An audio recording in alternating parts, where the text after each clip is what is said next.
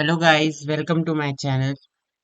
कल last video में accounts की लास्ट वीडियो में हमने प्रोविजन के बारे में देखा था। आज हम इक्विटी के बारे में देखेंगे। What is equity? इक्विटी होता क्या है? इक्विटी मतलब इक्विटी शेयर कैपिटल नहीं। इक्विटी शेयर कैपिटल होता है number of share issued into paid up value, या फुल्ली पेड अप हो जाए पार्शली, वो इक्विटी शेयर कैपिटल होता है। लेकिन इक्विटी क्या होता है? इक्विटी होता है equity share capital plus reserve and surplus. यानी कि जो इक्विटी शेयर कैपिटल्स होते हैं, पेड अप कैप, चाहे फुल्ली पेड अप हो चाहे पार्शली, और उसमें जब हम रिजर्व या सरप्लस को इंक्लूड कर देते हैं तो हमारा इक्विटी तैयार हो जाए। इक्विटी के और नाम क्या है? इक्विटी को शेयर होल्डर फंड भी कहते हैं, नेट एसेट्स या नेट वर्थ, या फिर ऑनर्स इंटरेस्ट भी कहते हैं। जब हम फाइनेंशियल अकाउंट देखेंगे, फाइनेंशियल अकाउंट हमारे चैप्टर है एक, उसको अगली वीडियो से हम स्टार्ट करेंगे, तो उसमें हमें इक्विटी के बारे में और अच्छे से जानेंगे। रिजर्व, रिजर्व और सरप्लस में क्या है? General reserve, P and L का credit balance, devaluation reserve, capital reserve, CRR capital redemption reserve, debenture, investment allowance, foreign security premium, ये सब रिजर्व्स में आते हैं। उसके बाद हम देखिए आगे।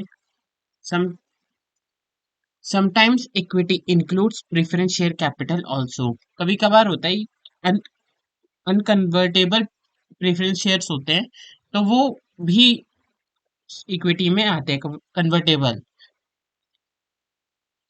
Meaning of equity: equity is a residual interest in the net assets of the business. ये रेसिडुअल इंटरेस्ट है नेट एसेट्स ऑफ बिजनेस, यानी कि एसेट्स जब भी कोई लिक्विडेशन होता है, उसमें जब हम सारी एसेट्स से सारी लायबिलिटीज को पे कर देते हैं, तो जितना अमाउंट बचता है वही हमारा रेसिडुअल इंटरेस्ट होता है, यानी कि हमारा फायदा होता है, और उसी को इक्विटी कहते हैं। लायबिलिटी और इक्विटी में क्या फर्क है? लायबिलिटी होती है वो ऑब्लिगेशन टू पे होता है, यानी कि हमें जरूरी होता है पे करना। लेकिन इक्विटी जो है वो हमें जरूरी नहीं है। अगर हमारे पास पैसे नहीं है तो हम इक्विटी पे नहीं करेंगे, अगर हैं, बचते हैं आखिरी में, तो हम उसको पे करेंगे। इसलिए इसे नो ऑब्लिगेशन या रेसिडुअल इंटरेस्ट भी कहा जाता है। ऑब्लिगेशन टुवर्ड्स आउटसाइडर्स, ये आउटसाइडर के लिए होता है। और ऑनर्स इंटरेस्ट, लायबिलिटी हमें कहाँ से मिलती है? आउटसाइडर से। आउटसाइडर हमें पैसे देता है या हम उससे पैसे लेते हैं, तो उन्हें जो पेमेंट करनी है वो आउटसाइडर्स होते हैं। लेकिन जब कोई फर्म का मालिक है या पार्टनर, प्रोपराइटर, शेयर होल्डर या मेंबर कोई भी है, उसको जो हमें पेमेंट करनी होगी वो ऑनर्स इक्विटी कहलाती है, ऑनर्स इंटरेस्ट से।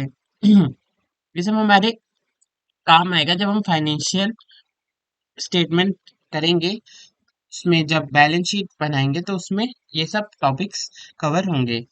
Income: any transaction which increase the equity with the effect of either increase in assets or decrease in liability of except contribution of to capital। यानी कि कोई भी ऐसी इनकम जो इक्विटी को इंक्रीज कर रही हो, और उसका इफेक्ट क्या आ रहा है? या तो एसेट्स भी इंक्रीज हो रही हो, या तो लाइबिलिटी डिक्रीज हो रही है। यानी कि कोई भी एसेट्स या लाइबिलिटी, एसेट्स इंक्रीज होने से या लाइबिलिटी डिक्रीज होने से अगर इक्विटी बढ़ रही है तो वो एक्स इनकम कहलाती है। लेकिन except condition of capital, except contribution of capital, यानी कि जब हम पैसा लगाते हैं उसमें हमारी एसेट्स भी बढ़ती है और इक्विटी भी बढ़ती है, लेकिन वो हमारी कोई इनकम नहीं है, इसलिए वो एक्सेप्शन रहता है हमेशा इनकम के केस में। फिर आता है एक्सपेंस। एक्सपेंस में उल्टा कर दो सेम, जैसे any transaction which increase the equity, any transaction of और event which reduces the equity, जो इक्विटी को कम करे। And on the other side, other increase in liability और decrease in asset except withdrawal of capital, यानी कि equity को reduce करे, या तो इन एक साइड पे लायबिलिटी बढ़े या फिर एसेट्स डिक्रीज करे। यानी इक्विटी बढ़ने का मतलब है कि या तो लायबिलिटी बढ़नी चाहिए, इक्विटी कम होने का मतलब है कि या तो लायबिलिटी बढ़नी चाहिए या तो एसेट्स कम होना चाहिए। बिल्कुल, बिल्कुल इनकम और एक्सपेंस एक दूसरे का रेसिप्रोकल है, तो इसमें सेंटेंस हमें बहुत इजीली याद हो जाएंगे। लेकिन यहाँ भी एक एक्सेप्शन है। यहाँ एक्सेप्शन क्या है कि withdrawal of capital. Withdrawal of capital करने से कैपिट इक्विटी तो कम होती है, साथ में हमारी एसेट्स भी रिड्यूस होती है, लेकिन वो हमारा कोई एक्सपेंस नहीं है, इसलिए उस कंडीशन को हम एक्सपेंस में इंक्लूड नहीं करते। फिर हमारा टोटल इनकम क्या होती है, रेवेन्यू और गेन दोनों, रेवेन्यू और गेन को जब सम किया जाता है वो हमारी टोटल इनकम होती है। रेवेन्यू क्या होगा, income from business operation, business operation से होने वाली कोई भी इनकम हमारी रेवेन्यू कहलाएगी। Gain other incomes, income from other than business activity, यानी बिजनेस एक्टिविटी से हट के कोई भी इनकम होगी वो हमें गेन कराएगी। जैसे हमने कहीं एफडी लगाई है, वहां से इंटरेस्ट आ रहा है, किसी बिजनेस ने उसका काम बुक सेल का है और उसने उसके पास इतने पैसे की उसने एफडी करवा रखी है, वहां से उसको इंटरेस्ट आ रहा है, तो वो गेन में आएगा ना कि रिवेन्यू में, क्योंकि रिवेन्यू उसका काम नहीं है, इंटरेस्ट लेना उसका काम नहीं है, उसका काम है बुक सेल करके उससे जो पैसे आएंगे वो उसकी रेवेन्यू कहलाएगी। प्रॉफिट क्या होगा, all income minus all expenses. Assets, control plus expected economic benefit. Liability, present obligation plus outflow plus of economic benefit. इनके बारे में, equity residual interest, income interest in equity other decrease in liability और increase in assets other than contribution. और expense को क्या कहेंगे, decrease in equity other increase in liability और decrease in assets other than withdrawal. इन सब के बारे में हमने कवर कर लिया, इनको शॉर्ट ट्रिक से याद रखने के लिए।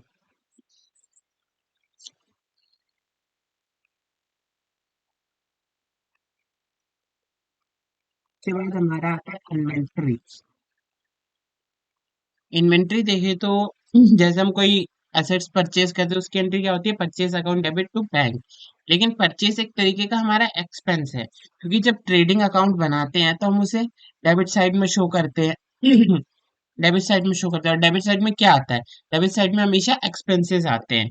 इसी तरह एज्यूम कर लेते हैं हम, यहाँ पे केस है ये कि हमने 1 लाख की एसेट्स खरीदी, कोई भी इन्वेंट्री खरीदी, परचेज तो बैंक की एंट्री होगी, लेकिन परचेज हमारा एक तरीके का एक्सपेंस है क्योंकि हमने उसे खरीदने में पैसे लगाए हैं।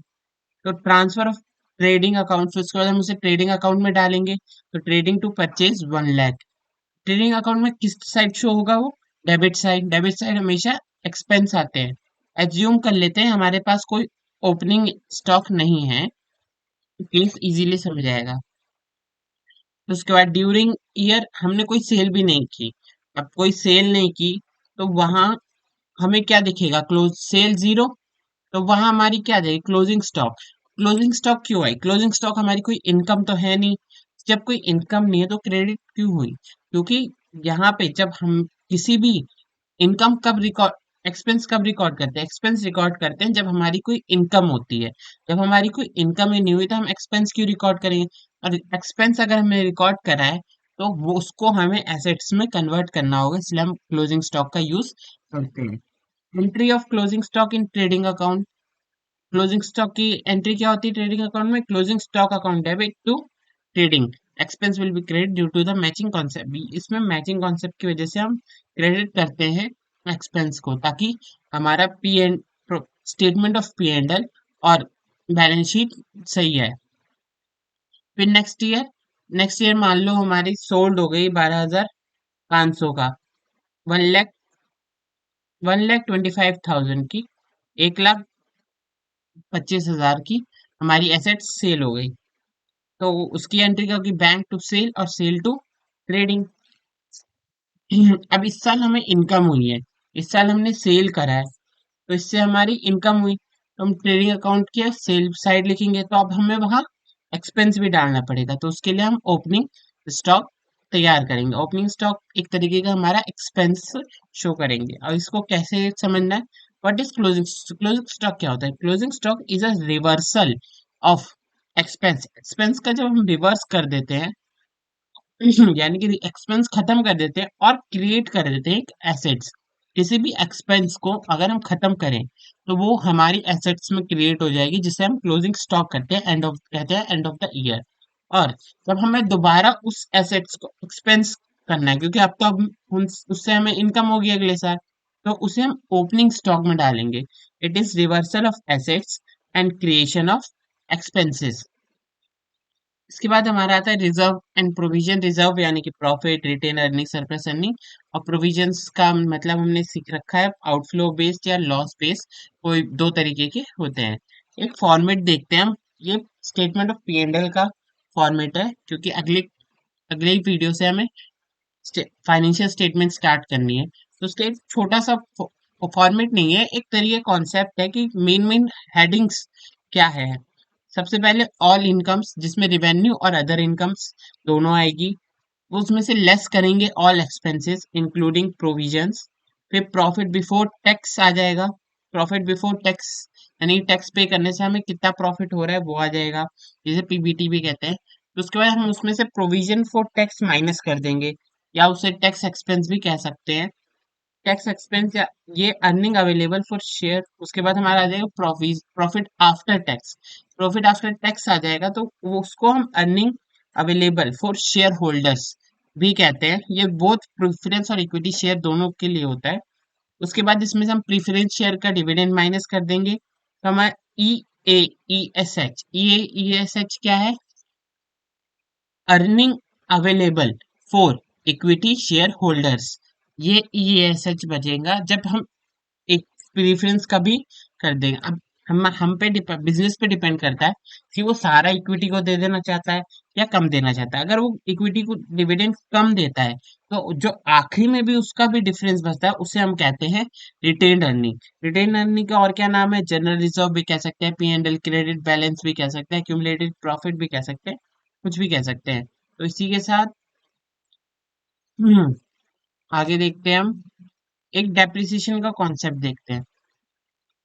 डेप्रिसिएशन का कॉन्सेप्ट देखें ना, डेप्रिसिएशन हमारा चार्ज करना जरूरी है कि नहीं है, ये हमें दे जानना है। तो डेप्रिसिएशन चार्ज करना अगर जरूरी है तो क्यों जरूरी है? तो depreciation charging depreciation is mandatory because of matching principal. Matching principal के लिए हमें डेप्रिसिएशन चार्ज करना पड़ेगा, क्योंकि अगर हम डेप्रिसिएशन चार्ज नहीं करेंगे तो एक साल में हमें बहुत ज्यादा लॉस हो जाएगा, और अगले ईयर्स में हमें उससे प्रॉफिट होगा, तो उससे हमारी कंपनी की जो स्टेटमेंट्स है वो सही नहीं आएंगे। As per matching principles the total expenditure incurred on assets should be systematically allocated over the total life of the assets to find out accurate profit of the company। हम systematically allocate करते हैं assets को कि जितने साल की उसकी life है हम उतने साल उसको उसके एक्सपेंस को बराबर बराबर बांटेंगे। इससे क्या होता है, जो हमारा कंपनी का प्रॉफिट है वो भी बिल्कुल एक्यूरेट आता है।